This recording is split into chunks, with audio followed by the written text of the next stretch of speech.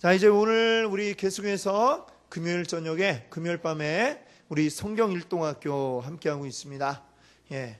하기 전에 우리 인사 한번 나눠야 되겠죠? 그렇죠? 우리 옆에 계신 분들, 앞뒤에 계신 분들과 한번 인사 나눠보겠습니다. 잘 되고 있습니다. 기대가 됩니다. 예. 잘 되고 있습니다. 기대가 됩니다. 예.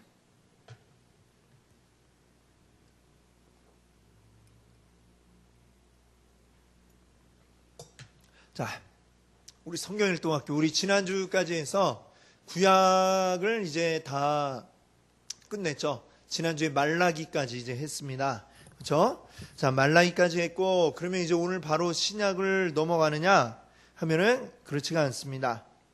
이제 오늘은 제목이 뭐냐면 이제 신약의 배경이 되겠습니다. 신약의 배경. 이제 왜 신약의 배경을 우리가 봐야 되느냐? 우리 지난주에 이제 성경 맨 마지막 책이 뭐였죠? 말라기. 근데 말라기 선지자가 대략 연대가 어느 때쯤이냐면은 BC 400년대, 예, BC 400년대입니다. 우리 예수님 오신 것을 이제 기준으로 해갖고 기원전, 기원후 이렇게 나누지 않습니까? 그렇죠? 그러니까 이 말라기 선지자 활동했던 때가 벌써 예수님 오시기 전에 무려 400년 전에 있었던 바로 그러한 일이 되겠습니다. 우리나라 그 조선 왕조가 한 500년 된다고 그러잖아요. 그러니까 뭐 거의 조선 시대의 거의 대부분을 차지할 만큼의 시간, 그 긴 시간 동안이 이제 말하자면 구약과 신약의 사이가 되겠습니다. 우리 한번 성경이 딱 보시면은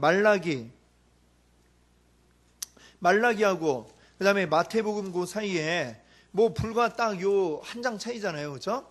한 장 차이인데 요 한 장 차이가 시간으로는 400년의 역사가 흘러간, 예. 그 마치 창세기에서 출애굽기 딱 넘어갈 때 그때의 시간 차이가 400년이 훌쩍 건너뛴 것처럼, 자, 이 구약과 신약 사이에도 400년이라는 시간이 이제 흘러갔습니다. 그렇기 때문에 이 신약을 이해하려면 구약의 그 맨 마지막하고 이때하고는 엄청난 차이가 있죠. 예, 400년이라는 시간의 차이가 있으면서 여러 가지 많은 환경의 변화 뭐 이런 것들이 중간에 있었을 겁니다. 우리 그 고등학교 때 국어 배우시면 그 말만 해도 그 어떻습니까? 그 고문이라는 거 배우잖아요. 고문, 훈민정음 옛날에 기억이 나십니까? 세종 어제 훈민정음 딱 이래갖고 나란 말씀이 둥기게 달아 딱 이러는데, 그게 언제입니까? 한 1500년대에 만들어진 이제 글자잖아요. 세종대왕님이 처음 한글 만드시고 이제 딱 썼는데, 지금 우리하고 같은 한글이라고 하기에는 너무나도 이게 큰 차이가 있지 않습니까? 그렇죠? 그 시절하고 지금의 우리하고는 이게 같은 한글이라도 쓰는 말도 다르고 완전히 이게 용법이 다르기 때문에 이게 뭐 어리다라고 하는 말이 지금은 이렇게 나이가 어린 걸 얘기하지만, 그 훈민정음에 뭡니까? 어린 백성이 이러면 어리석은 백성이 뭐 이런 뜻이 아닙니까? 그러니까 지금 이 구약과 신약의 그 사이에도 400년이라고 하는 이 차이는 어마어마한 차이가 있기 때문에 이 시대가 어떻게 되었는가를 우리가 이해를 해야 그 다음에 신약에 가서 이게 이래서 이렇게 됐구나 하는 것을 우리가 잘 이해할 수가 있다는 것이죠. 그래서 이 신약 배경이 되는 그 400년 시간 동안에 어떤 일들이 있었는지, 이 신약의 배경이 어떻게 되는지를 우리가 오늘 알고 넘어가야, 그래야 이제 신약을 딱 들어갈 때에 우리가 보다 잘 이해할 수가 있겠습니다.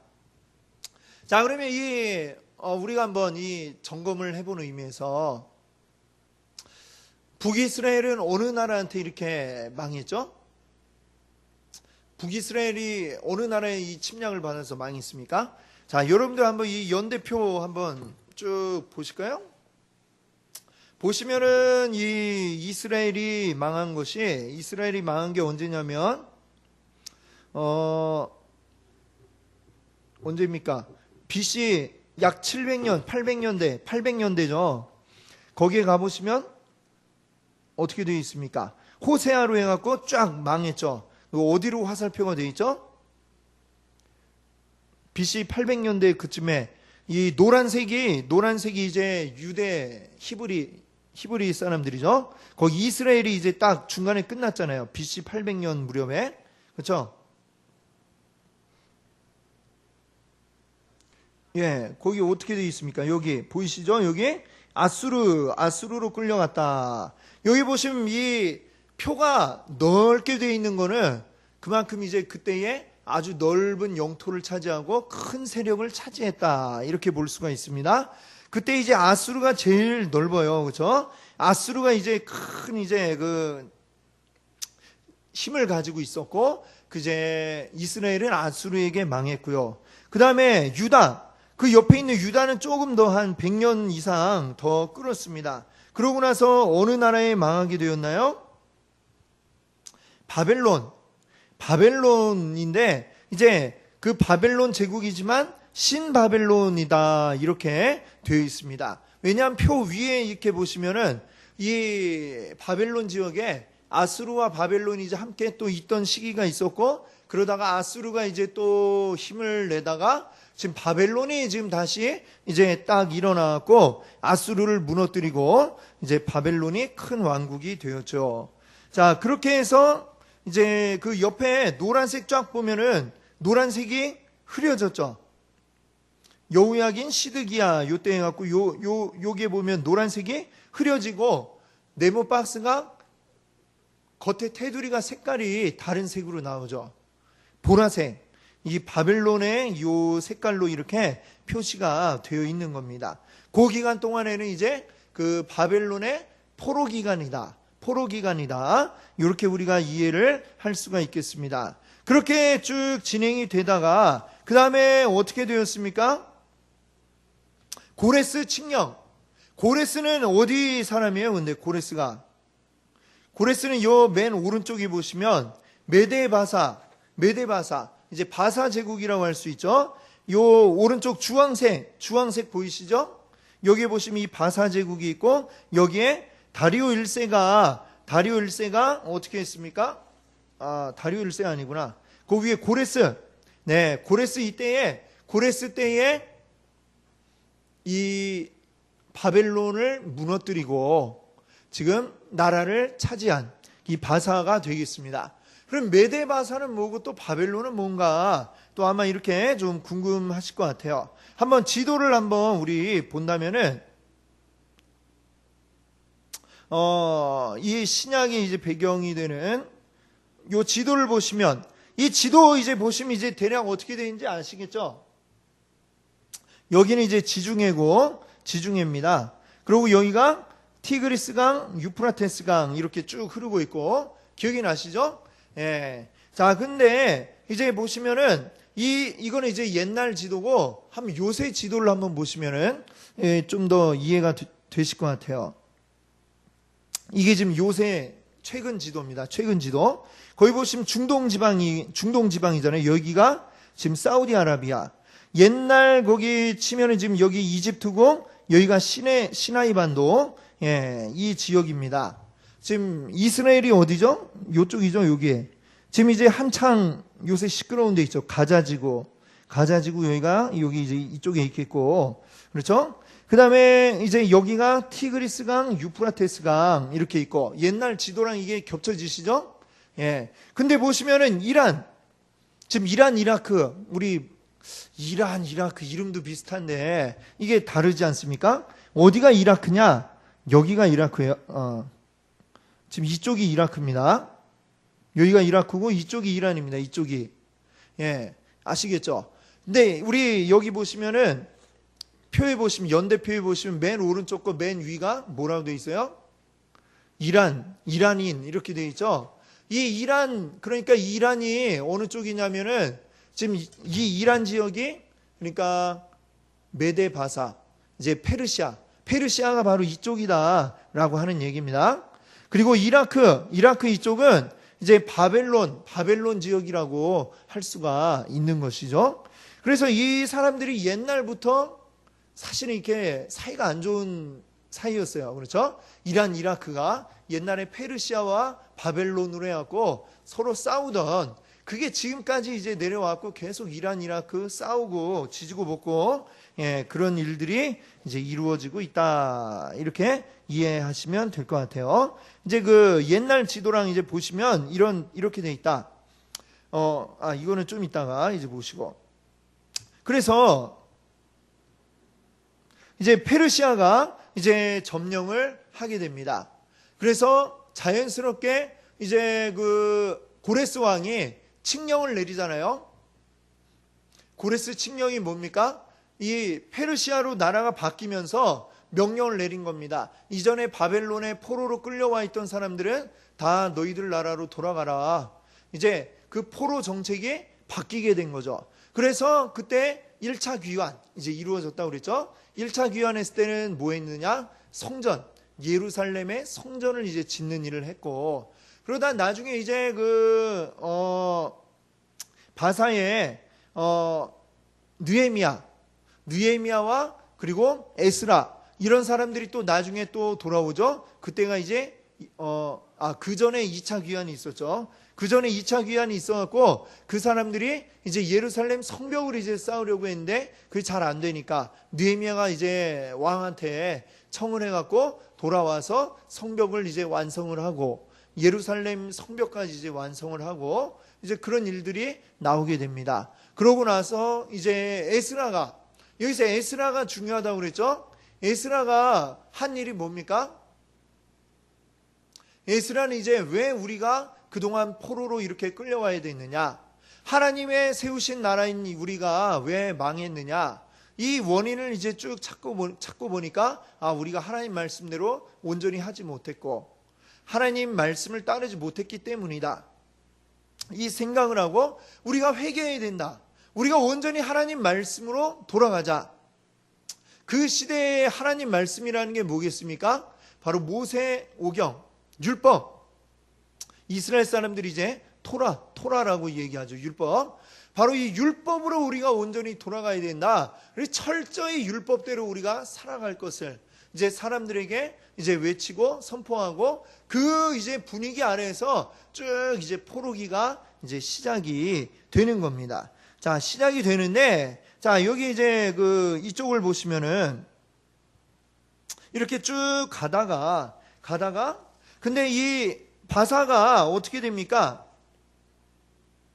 바사가 쭉 가다가 바사가 계속 가는 게 아니고 이 하나님께서 만드신 이 열방 국가들은 어떻게 됩니까? 다 언젠가 끝이 나죠. 끝이 나고 자, 이 끝이 나는 이 무렵에 보니까 어떻게 됩니까? 어느 나라가 지금 엄청나게 넓어졌죠? 어느 쪽이? 알렉산더 제국이 나오죠.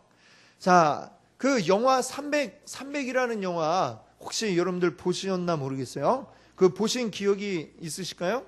예. 거기 보면 이제 페르시아 왕인 거기 이제 크세스라고 나오죠. 근데 그 사람이 누구냐면 성경의 에스더서에 나오는 그 에스더의 남편이 되는 그 왕의 이름이 뭐냐면은 아하수에로라고 하는데 이제 역사책에는 이제 크세스라고 나옵니다.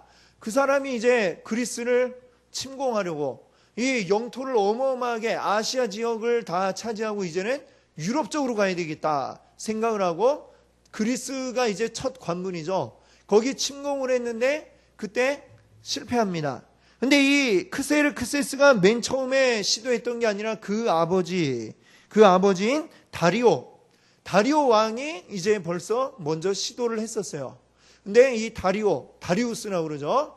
그가 실패하고 그 다음에 크세스가 또 실패하고 이렇게 됩니다. 그 뒤로도 이제 쭉 넘어갔지만 그게 제대로 되지를 않았던 것이죠. 그래서 이제 지도를 한번 보시면 이쪽이 이제 여기가 이제 중동 지역이죠.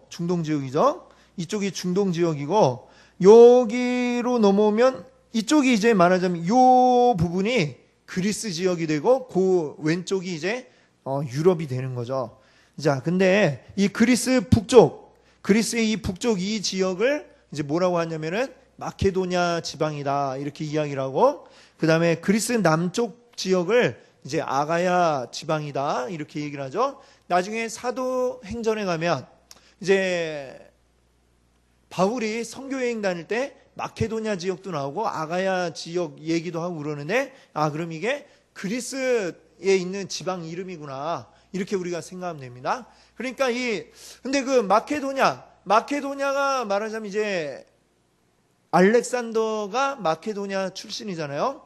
마케도냐, 이 북그리스 북부 지역에서 마케도냐가 이제 번성을 하고, 이 알렉산더가 젊은 나이에 아주 전쟁에 정말 능한 그런 사람이었죠.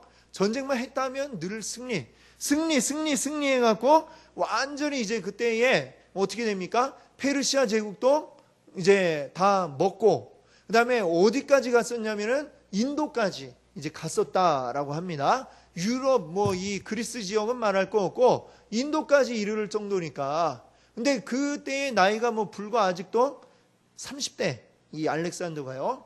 그런데 그렇게 어마어마한 정말 업적을 이뤘는데 참 너무 젊을 때에 갑작스럽게 이 알렉산더가 이제 병이 걸려갖고 죽고 맙니다. 옛날에 이 왕이라 하더라도 의술이 오늘날처럼 발달하지 못했으니까 이렇게 종종 이제 어이없게 죽는 경우들이 많이 있지 않습니까? 알렉산더가 이제 갑작스럽게 엄청난 이 제국을 건설해 놓고 갑자기 딱 죽게 되니까, 그 다음에 이제 어떤 문제가 이제 생기게 되냐면은, 그 다음에 누가 후계자가 되느냐. 근데 나이가 젊고 아직 후계자도 없고 이제 자식이 없는 상태였습니다. 그렇게 죽고 나니까 어떻게 되었느냐, 이 알렉산더의 부하들 가운데 4명이 각각 이제 자기 세력을 가지고 이제 이 땅을 4등분하게 됩니다. 4등분하는데 이제 그 중에 이제 제일 우리가 이제 기억을 해야 될 사람들이 이제 어떤 사람들이냐면은, 이제 2개의 왕조가 이제 제일 기억에 해둬야 되는데요. 바로 셀주크 왕조라고 하는 게 있고요. 여기 보이시죠? 이쪽에 셀주크 왕조, 그 다음에 프톨레미 왕조. 이 셀주크 왕조는 이제 어느 지역을 이제 차지를 했냐면은 이 티그리스 유프라테스 강 유역에, 그러니까 이 옛날 바벨론 지역을 이제 차지를 하고 왕조가 이제 세워지게 된 겁니다. 그 다음에 프톨레미 왕조는 어디로 갔느냐면은 이집트 지역, 애굽 지역으로 가서 거기에 이제 왕이 되어서 그 프톨레미 왕조가 이제 쭉 이어져 내려가게 됩니다. 자, 근데 이제 다시 한번 연대표를 보시면은 약 300년, BC 300년 그쪽에 이제 보시면은 쭉 팔레스타인, 그 위에 보시면 팔레스타인 글씨가 있잖아요. 쭉 내려오다가 그때까지는 이제 바사의 영향력 아래 쭉 있다가 그 다음에 어떻게 됐다고 그랬죠? 헬라의 통치하에 들어갔다 그랬습니다. 알렉산더 제국의 통치 아래에 들어갔죠. 근데 알렉산더가 순식간에 금방 죽어버립니다. 그래서 약 30년 정도 헬라의 통치 아래에 있다가 그 다음에 어디 통치로 넘어가느냐 하면은 프톨레미 왕조의 통치 아래로 들어갑니다. 프톨레미는 이 이집트 지역을 차지했던 왕조라고 그랬죠. 알렉산더의 부하 가운데 이집트 지역을 차지한 사람입니다. 그러니까 그 이집트 차지한 사람이 쭉 이쪽까지 다 이제 영토를 차지하게 된 거죠. 그래서 이 유다 지역은 지금 이집트의 영향하에 들어가게 됩니다. 자, 그렇게 쭉 여기 보면 녹색 테두리로 이제 쭉 내려가다가 한 BC 200년 정도 되었을 때에 그때 어떻게 됩니까? 이제 셀주크 왕조, 여기는 셀레우코스라고 그랬죠. 다 같은 데를 얘기하는 겁니다. 이 셀주크 왕조가 이제는 또 힘이 더 세워져 갖고 이제 그 사람들이 이번에는 이제 이 유다 지역을 함께 차지하게 되었다라고 하는 것이죠. 자, 근데 이 지도를 보시면은 사실 이 처음에 바벨론이나 바사의 영향 아래에 있을 때에도 보면 바사에 있을 때 이제 그 느헤미야가 오지 않습니까? 느헤미야가 오죠? 느헤미야가 근데 어떤 자격으로 이 유대 지역으로 돌아왔죠? 총독의 자격으로 오지 않았습니까? 그렇죠? 이 왕이 그러면 네가 그쪽 지역을 이제 총독을 하면서 네 소원대로 그 유다의 예루살렘의 성을 다시금 쌓아라. 자, 근데 무슨 지역을 관할하는 총독으로 이제 오게 되었냐면은 여기를 이제 일반적으로 그냥 수리아 지역이라고 이렇게 이야기를 합니다. 수리아는 사실 이집트가 아니고 예루살렘, 유다보다는 조금 북쪽에 이 수리아가 어디냐면은 수리아는 성경에 보면 아람이라고 이렇게 이야기를 하죠. 아람이고 그 나라의 수도가 다메섹. 예, 우리 새벽 예배 때도 이제 나왔는데 이 다메섹이 그 아람의 수도이고 거기를 이제 통칭해 갖고 그냥 수리아라고 하는데 그 일대에 있는 뭐 기타 등등 여러 작은 국가들이 있잖아요. 유다 그리고 뭐 북이스라엘 또 옆에 모압, 암몬, 뭐 블레셋 등등 해갖고 이제 큰 나라 입장에서 볼 때에는 거대한 제국인 뭐 페르시아 입장에서 볼 때는 이 다 기타 등등으로 들어가지 않겠습니까? 그렇죠? 근데 이쪽 구석에 막 이렇게 여기 해갖고 막 나눠갖고 이렇게 있는 거 보면 아주 조그맣게 보이겠죠.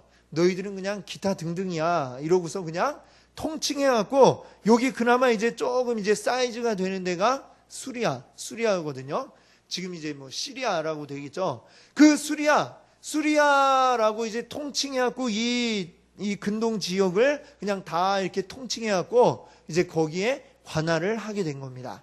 그래서 이제 처음에 바사가 이제 여기를 관할을 하다가 그 다음에 이제 알렉산더의 그리스 제국으로 넘어갔다가 그 다음에 이제 알렉산더가 죽고 나서는 프톨레미 이 애굽의 프톨레미 왕조가 이 지역을 또 이제 쭉 관할하다가 그 다음에 이 셀주크 왕조의 힘이 커지니까 다시 이제 셀주크 왕조 쪽으로 또 통치가 넘어가게 되는 거죠. 보면은 이제 이 유다 사람들은 이제 어떤 마음이냐면은 그냥 누가 통치를 하건 간에 그냥 우리 종교를 인정해주고 우리가 여기서 살아가는 우리 방식을 존중만 해줘라.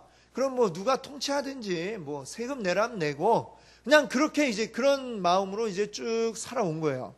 그래 막 이 나라가 또 일어나면 이 나라의 이제 백성이 됐다가 또 저 나라가 커지면 또 저 나라에 세금을 내고 세금 내는 데만 이제 바뀔 뿐이지 그냥 쭉 인정해 주세요. 그래갖고 그냥 쭉 인정받고 이렇게 오게 됩니다. 그런데 이제 문제가 어떻게 이제 발생을 하게 되느냐 하면은 이 셀주크 왕조에게로 이제 넘어갔잖아요. 넘어갔는데 이 여러분 표를 보시면은 표를 보세요. 이제 뭐 셀레우코스 왕조에서 이제 분홍색이 그쪽인데 그 옆에 보시면 요 파란 게 약간 보랏빛 나는 여기가 어디입니까? 로마예요. 로마는 이제 이탈리아의 한 도시 국가로 시작을 해갖고 이탈리아를 다 반도를 다 차지하고 그 옆에 시칠리아 섬까지 차지를 하고 그 다음에 점점 이 로마가 커지는 거죠. 확장을 해나가는 거예요. 자, 이 지도상으로 보면 이 지도로 보면 지금 이탈리아 로마가 있는 곳이 지금 한 요쪽 한 이쯤 되겠죠. 여기 이쪽 여기 지금 지도 밖에 한 요쯤 되는데 여기서 점점 이 나라가 넓어지는 거예요. 로마 커지고 해서 점점 어디까지 옵니까? 여기까지 지금 막 넘어오는 거예요. 이 셀레우코스 왕조는 어떻게 했습니까? 자꾸 신경이 쓰이겠죠. 신경이 쓰인단 말이에요. 신경이 쓰이고 어떻게 좀 우리 왕조를 유지를 해야 될 텐데 이렇게 하니까 이제 최대한 이제 유지하기 위해서 어떤 방법을 쓰느냐? 금을 로마에 갖다 바치는 겁니다. 근데 금이 뭐 자기 나라 안에 금이라는 게 한도가 있잖아요. 어디에서 갖고 오느냐? 이 셀레우코스 왕조 안에 속해 있는 여러 속국들, 여러 이제 지배받고 있는 나라들의 그 뭐 신전 이런 데가 있죠. 신전 같은 데 보면 이제 막 금이 많잖아요. 그걸 이제 싹 다 그냥 빼앗아 가는 겁니다. 그 전까지는 그냥 어느 정도 다 그 나라들의 종교들을 그냥 인정해주고 유지해주고 이러다가 이 셀레우코스 왕조에 이제 어떤 왕 때냐면은 안티오쿠스 4세라고 있습니다. 여기 보시면 한 BC 200년경 요쯤 되겠네요. BC 200년 그쯤에 옆에 보시면 그 안티오쿠스 4세라고 거기에 나오죠. 그 사람 때 돼갖고는 완전히 이 사람이 참 독한 사람이었어요. 그냥 유다의 이제 성전에서 금을 뭐 다 빼앗아 갈 뿐만이 아니라 그 다음에 이제 뭘 요구하기 시작했냐면은 내가 너희들의 종교를 인정할 수가 없다. 인정할 수가 없다라고 이렇게 이야기하기 시작했습니다. 이 셀레우쿠스 왕조는 이제 헬라 문화권에 있는 왕조죠. 이제 알렉산더의 부하에 의해서 쭉 이제 이어져 온 왕조이기 때문에 그리스 문화를 이제 헬레니즘 문화라고 하는데, 이제 그 알렉산더 이후부터는 이 모든 이제 지역이 다 이제 그리스 문화권 아래 들어갑니다. 헬라 문화권에 들어가는데, 이 셀레우쿠스 왕조의 안티오쿠스 4세가 이제 이 예루살렘 성전에 들어와갖고 너희들 하나님 섬기는 거 하지 마, 이제 내가 곧 제우스야 하면서 막 제우스를 섬겨라 막 이렇게 얘기하고 그리스 신들에 대한 이제 그거를 강조하기 시작했습니다. 강요하기 시작했어요. 그 이전에 뭐 그냥 자기들 하나님 섬기는 거 유지하게 해줄 때는 별 문제가 안 되다가 하나님 못 섬기게 하고 그 다음에 막 반대하고 한 거 하니까 이제 무자비하게 무력으로 막 진압하고 이 안티오쿠스 4세가 그런 일을 했습니다. 그래서 많은 사람이 막 죽기 시작했어요. 그러니까 이제 이 유다 지역에서 이제 말하자면 반란이 일어난 겁니다. 여기 이제 막 대항을 하기 시작을 한 거예요. 그때 이제 그 유다 공동체에서 반발을 해서 이제 항거하기 시작한 지도자의 이름이 뭐냐면은 마따디아라고 하는 사람이 이제 그때의 지도자로서, 이 사람이 그 아론의 이제 쭉 직계의 후손이라고 그래요. 그 마따디아가 이제 딱 항거를 시작합니다. 그리고 그 뒤에 그의 아들들이 있는데 그 아들들 가운데 유다라고 하는 아들이 있어요. 근데 그 유다의 별명이 뭐냐면은 바로 마카비라고 그래요. 이 마카비가 무슨 뜻이냐면은 쇠망치라고 하는 이런 뜻이에요. 그 옛날 그 소련 깃발 보면 망치하고 나다고 막 이런 거 있잖아요. 그렇죠? 이게 뭡니까? 사실 이게 뭐 무기가 아닌데, 말하자면 이 뭐 이제 밑에 계층의 사람들이 뭔가 항거하고 막 들고 일어날 때 잡을 수 있는 무기가 이제 그런 거 아닙니까? 망치. 지금 이 유다도 지금 억압받고 이제 착취당하고 있다가 더는 못 참겠다 해갖고 일어난 거예요. 그리고 망치 뭐 이런 걸 들고 막 일어난 겁니다. 그래서 이제 그 사람의 이제 별명 마카비, 이게 유래가 되었고 이때의 운동을 마카비 운동이라고 이야기를 합니다. 이 마카비 운동이 말하자면 이게 독립운동이 된 거예요. 독립운동. 더 이상은 우리가 이 밑에서 못 살겠다. 우리의 하나님 섬기는 걸 우리는 유지하고 살아가겠다. 우리는 더 이상 이 성전이 이렇게 더럽혀지는 걸 참을 수가 없다 하면서 이제 들고 일어나고, 이제 그때에 이 마카비 운동에 의해서 나라가 독립을 하게 됩니다. 그래서 이제 보면 이제 신약 시대 보면 예수님 때에 그 얘기 나오는데 보면 수전절이라는 명절이 나오잖아요. 그렇죠? 수전절. 이 수전절이 어디서 유래가 됐냐면은 이 독립을 마침내 한 거예요. 독립을 해갖고 성전이 셀레우코스 왕조에 의해서 더럽혀졌죠. 막 제우스 신상 막 이런 게 막 들어서고 더럽혀져 있는데 이거를 싹 다 갖다 치우고 성전을 깨끗하게 했다 해서 그날을 이제 기념한 게 바로 수전절. 그래서 이제 그날이 쭉 이제 유대의 명절로 쭉 내려가게 된 겁니다. 그래서 이 이야기가 그 옛날에 이제 공동 번역이라고 성경이 있어요.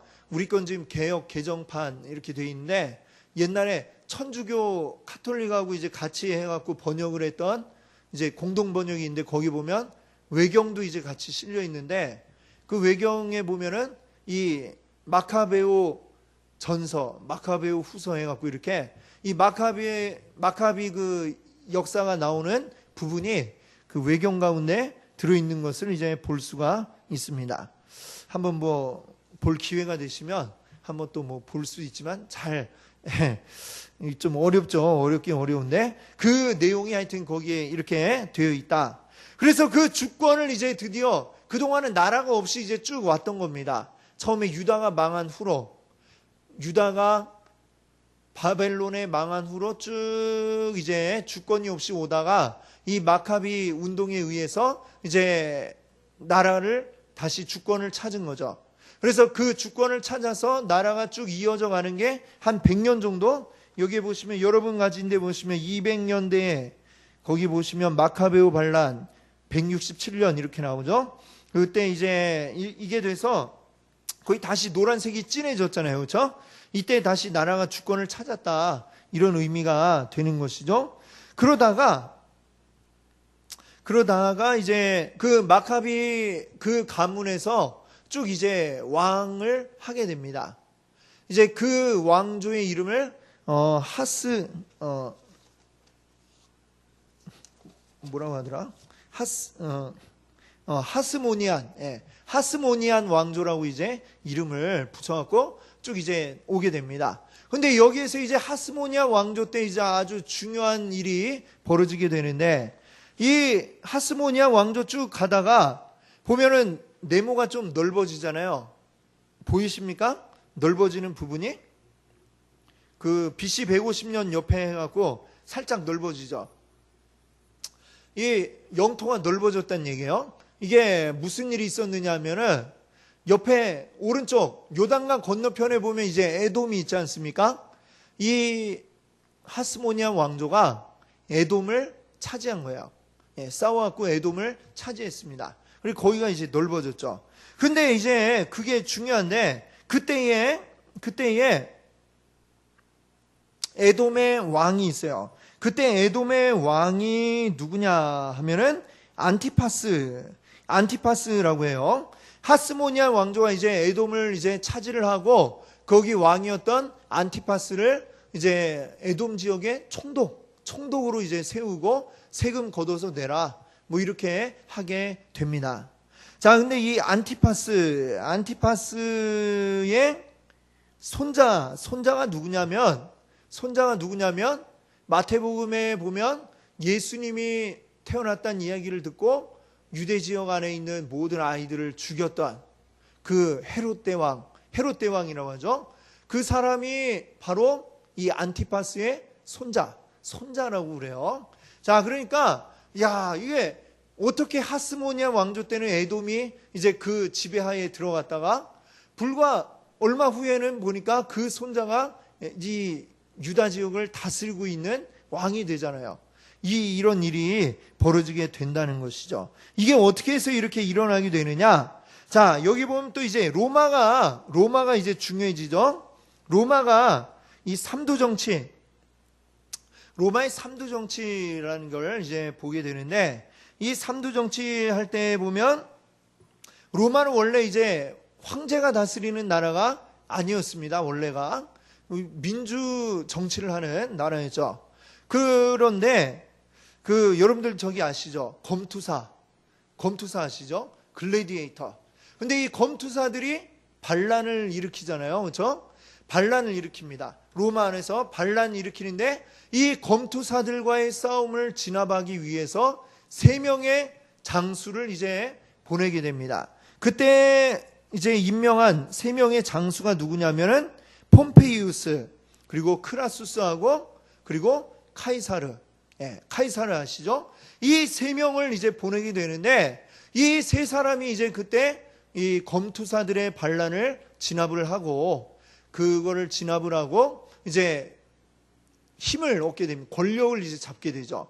이 3사람이 이제 삼두 정치, 그래갖고 이 3사람이 이제 그 중심이 되었고 모든 로마의 정치를 이제 딱 하게 되는데, 이 삼두 정치 끝에 맨 마지막에 권력을 잡게 되는 건 누굽니까?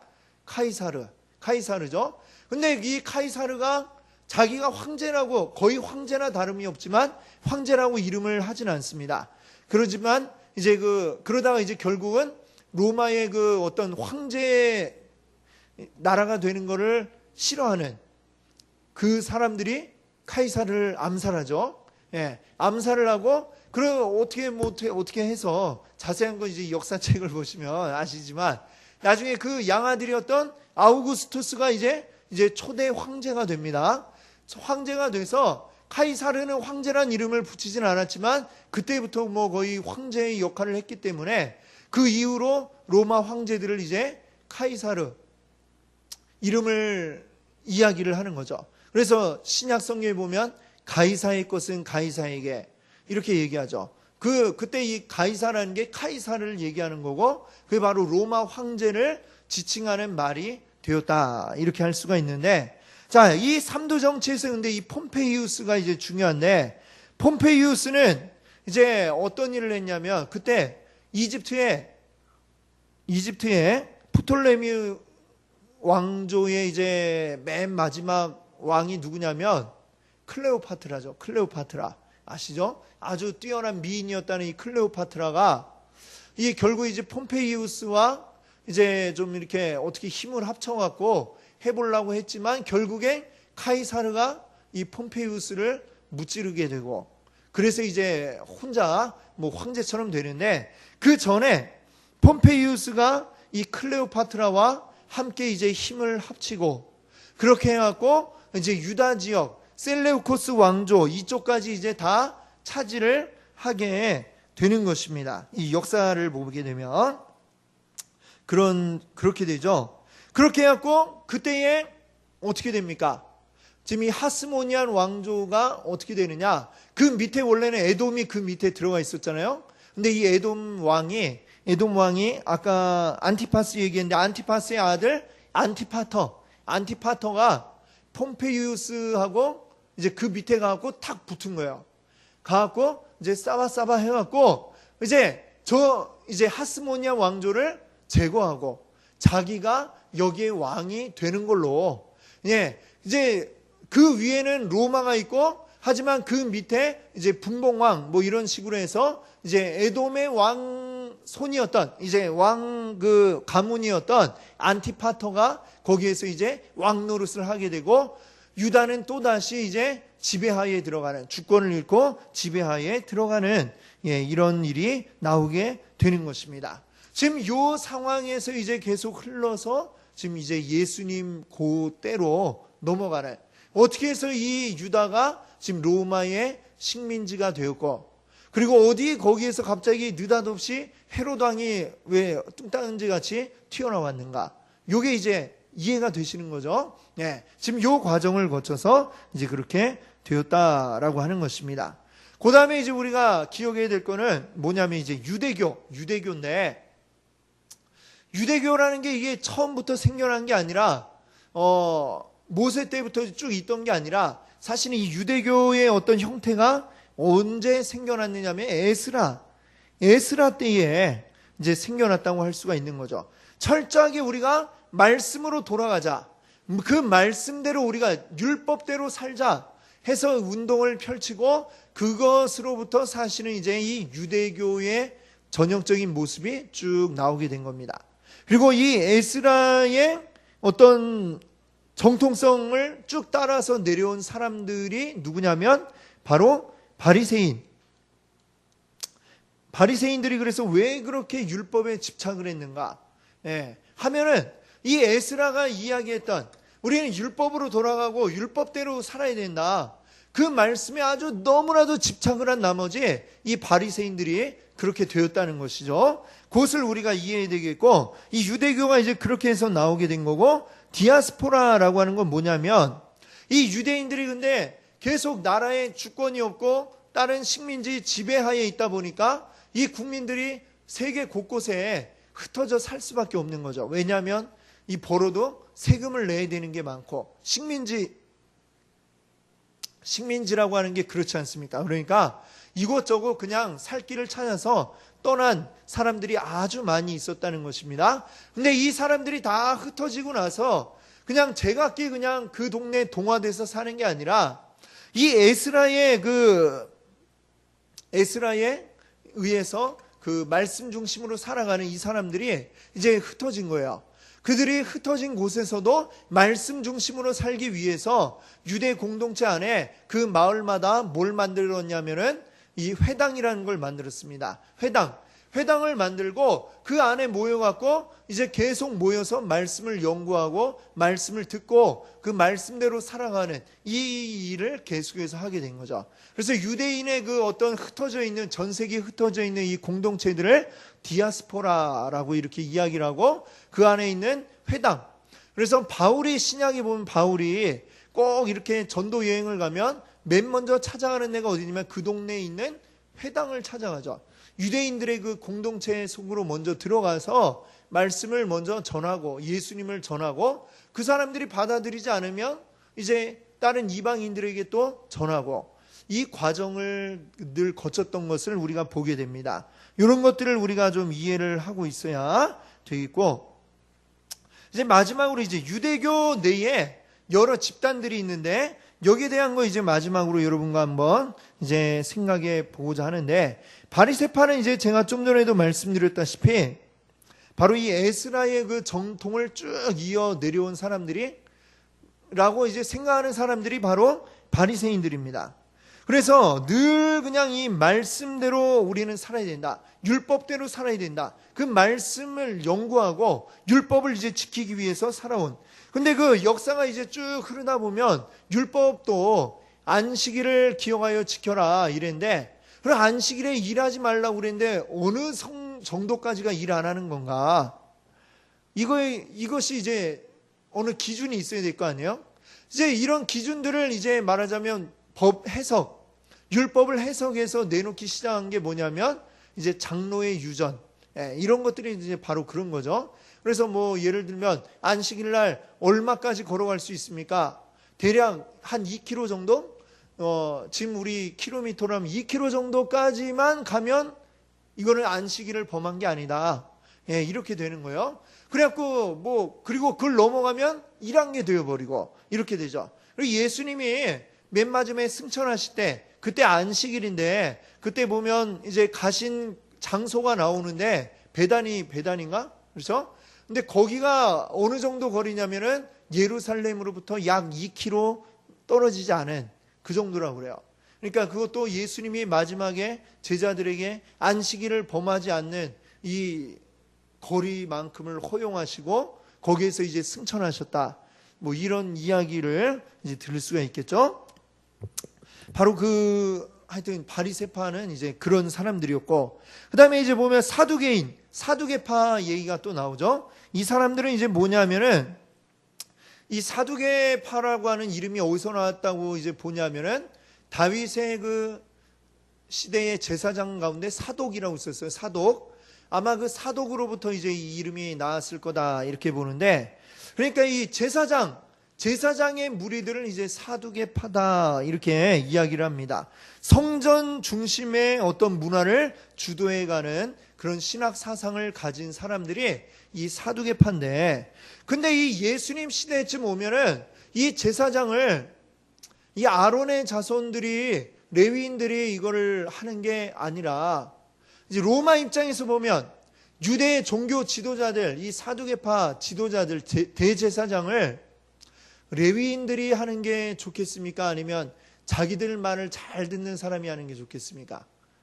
자기들 말 잘 듣는 사람이 하면 좋을 거 아니에요, 그렇죠?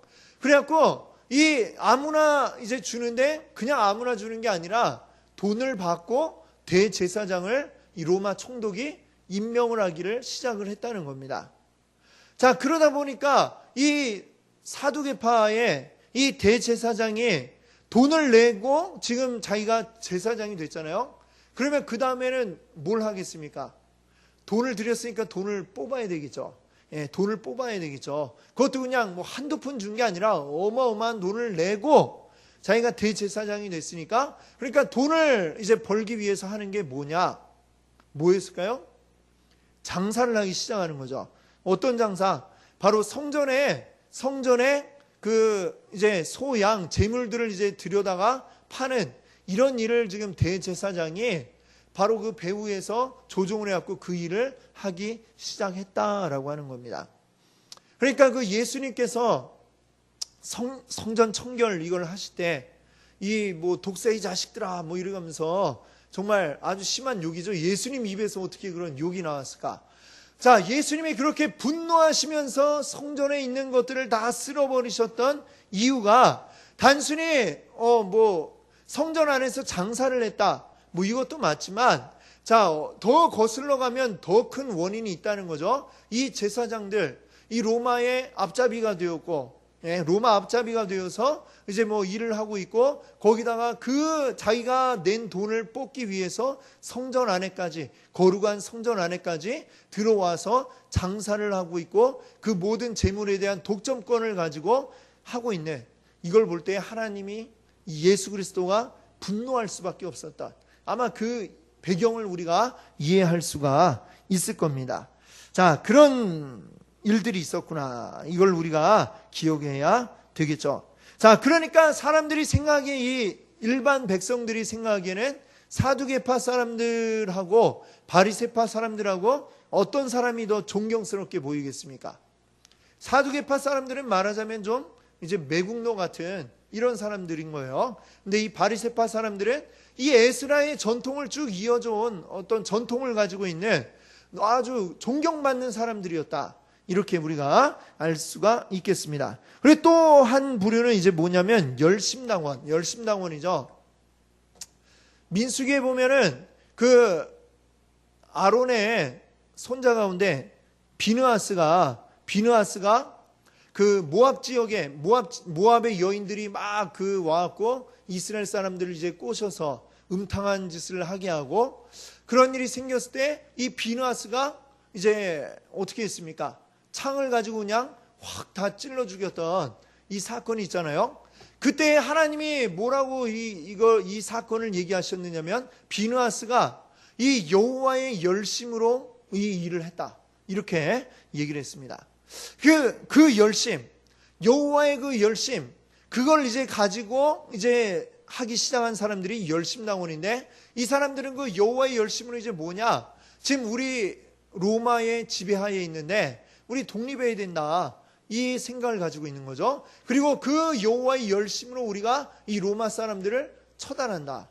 이렇게 생각을 해갖고, 이 사람들은 뭐 힘이 많이 없으니까 말하자면 게릴라전을 통해서, 게릴라전처럼 해서 숨어 있다가 몰래 팍 튀어나와갖고 로마 군인들 지나가면 쳐 죽이고, 뭐 이런 일을 했던 사람들이 바로 열심당원이었다라고 하는 거고, 이 열심당원들의 그 어떤 운동회를 항상, 그러니까 우리가 이 로마를 무찌르고 메시아가 와서 다시금 이 나라를 이제 독립시킬 거다라고 하는 이 생각이 있었습니다. 열심당원들에게는. 그러니까 열심당원 하면은 거기에는 꼭 이제 뭐가 따라 붙냐면 메시아 사상이 이제 거기 같이 결합이 되어 있는 거예요. 그러니까 열심당원 이퀄 이제 메시아, 뭐 이게 딱 이제 같이 연관이 되니까, 예수님께서 이제 보시면은 성경을 보면 이 내가 자신을 메시아로 드러내려 하지 않았다, 뭐 이런 이제 그런 말씀이 있어요. 왜냐하면 내가 곧 메시아다 이렇게 얘기하면, 그럼 당신도 열심당원입니까? 뭐 이렇게 사람들이 묻게 되기 때문에 이제 좀 엮이지 않기 위해서 자신을 메시아로 드러내려 하지 않았다. 뭐 이런 그런 이야기가 성경에 나오는 것을 보게 됩니다. 그래서 이 사람들, 바리새파, 사두개파, 또 열심당원 가운데 또 예수님 제자가 된 사람이 있잖아요. 그렇죠? 누굽니까? 바로 가룟유다가 이 열심당원 출신이라고 그러죠. 그래갖고 이제 뭐 열심당원이 이 예수가 바로 그 메시아인가 하고 있다가 나중에 아닌 것 같으니까, 자기가 기대했던 어떤 이 우리나라 독립을 이룰 독립운동가가 아니다. 그래갖고 나중에 배신하고 이제 예수를 파는 거죠. 그런 일이 이제 나오는 것을 우리가 또 보게 됩니다. 어떤 그 배경들을 우리가 이제 알고 다음 주간부터는 우리가 이 신약 성경을 이제 한번 배우고 이해를 해 보도록 하겠습니다. 자, 이것들을 우리 잘 기억하시면서 우리 하나님의 말씀을 참 읽기 위해서, 그러니까 우리가 이렇게 참 배우고 알아야 될 것들이 참 많습니다. 그렇죠? 이것들을 아니까 바리새파 사람들이 왜 이렇게 율법에 집착했나? 사두개파 사람들은 또 왜 이렇게 그랬는가? 뭐 이런 것들이 좀 이해가 되리라 생각을 합니다.